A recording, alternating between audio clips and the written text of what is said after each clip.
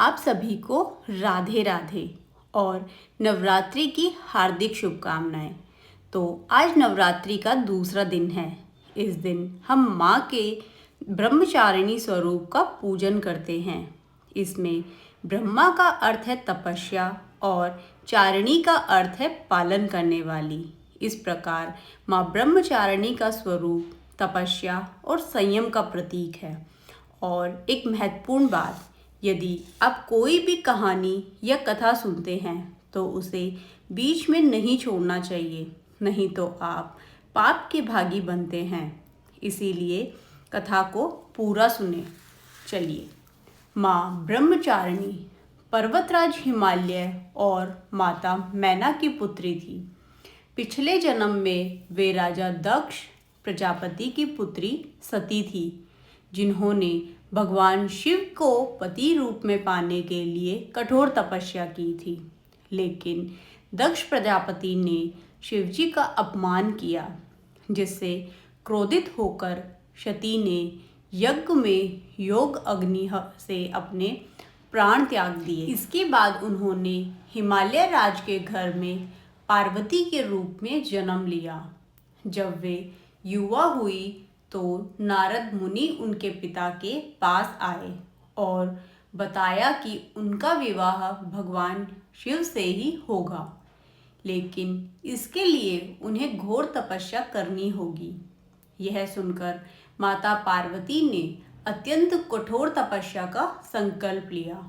उन्होंने हजारों वर्षों तक सिर्फ फल फूल खाकर तप किया, फिर सूखे पत्तों पर निर्वाह किया और अंत में उन्होंने निर्जल और निराहार रहकर भगवान शिव को प्रसन्न करने के लिए घोर तपस्या की।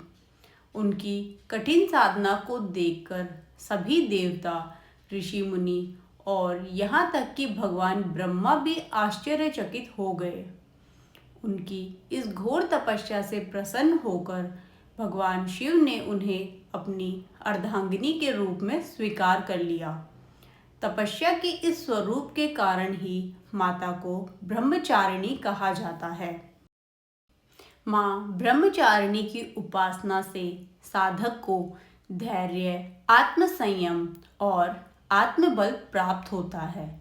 इनकी पूजा करने से जीवन में आने वाली सभी कठिनाइयाँ दूर हो जाती हैं और व्यक्ति को अपने लक्ष्य की प्राप्ति होती है। माँ ब्रह्मचारिणी की आराधना से व्यक्ति के मन में धैर्य और आत्मविश्वास बढ़ता है। कठिन समय में माँ की कृपा से समस्याओं का समाधान होता है। इनकी पूजा से साधक को ज्ञान और भक्ति प्राप्त होती है। जिन कन्याओं को विवाह में देरी हो रही हो, उनके लिए माँ ब्रह्मचारिणी की पूजा विशेष फलदायी होती है। मानसिक तनाव और क्रोध और अशांति भी दूर होती है।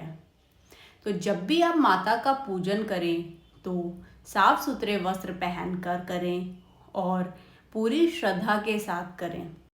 माता की पूजा के दौरान हमें 2 मंत्र ऐसे बताए गए हैं जिनके उच्चारण से माता प्रसन्न होती हैं, जिसमें पहला है ओम देवी ब्रह्मचारिणी नमः।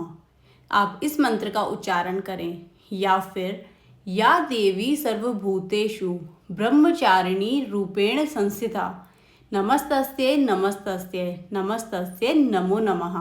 ये माता के 2 मंत्र दिए गए हैं। आप इनका उच्चारण करें, माता रानी आप पे प्रसन्न होंगी।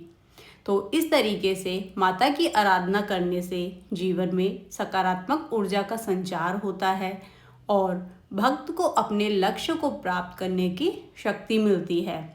माँ ब्रह्मचारिणी की कृपा से सभी भक्तों के जीवन में शांति, सफलता और समृद्धि का संचार हो।